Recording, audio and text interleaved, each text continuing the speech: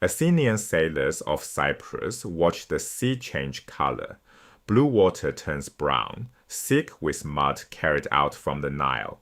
They've just made a stunning choice. The most powerful navy in the Mediterranean is abandoning a winning campaign to gamble everything on someone else's rebellion, thousands of miles away. Why throw away a sure thing? The year is 460 BC. The combined fleet of Athens and the Delian League, the Athenian-led alliance of Greek states, sits at Cyprus pressing the war against Persia.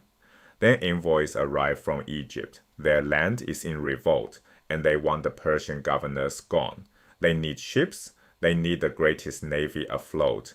The request is simple and enormous. Sail south, far beyond familiar waters, and help us break free from the Persian Empire. To understand this gamble, we have to understand how Athens saw itself.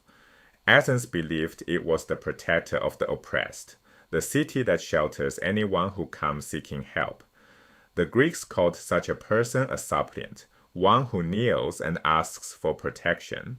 This self-image had a face, Theseus, the founding hero who aided the weak, the foreigner, the desperate. When the Egyptian envoys knelt before the Athenians, they weren't just asking for a favor, they were stepping straight into the story Athens told about itself. Saying no would mean betraying who Athens claimed to be. But identity alone didn't move ships. Egypt was one of Persia's richest provinces, the granary of the empire, a floodplain pouring out grain and gold.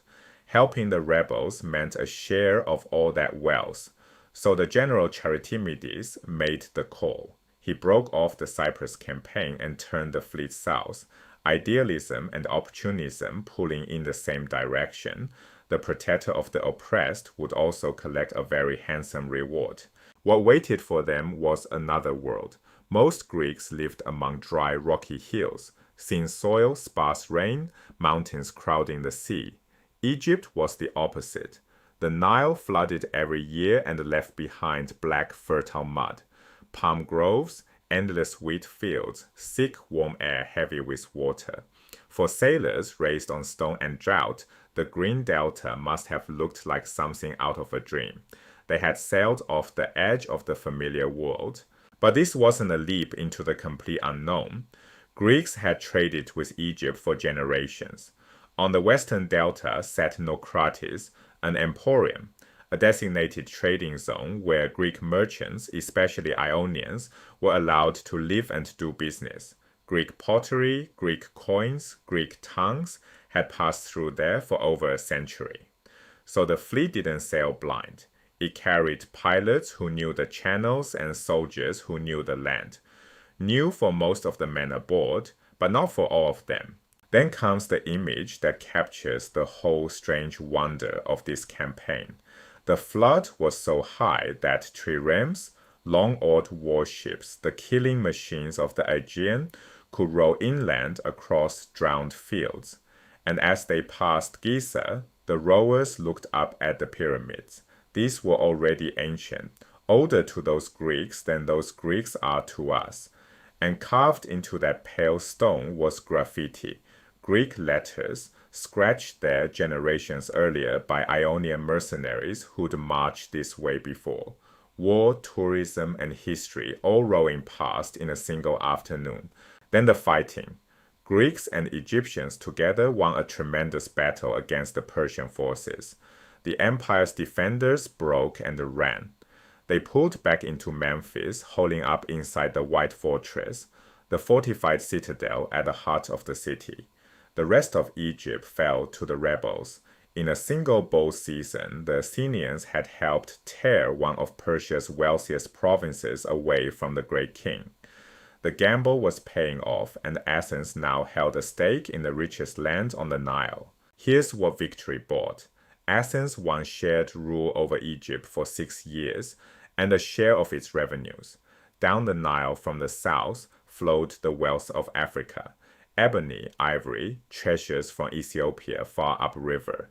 Village by village, tribute poured into the current too, all of it streaming north to the sea. Once the revenues reached the delta, they split, part to the Egyptian king who now ruled alongside them, part to the Athenian allies.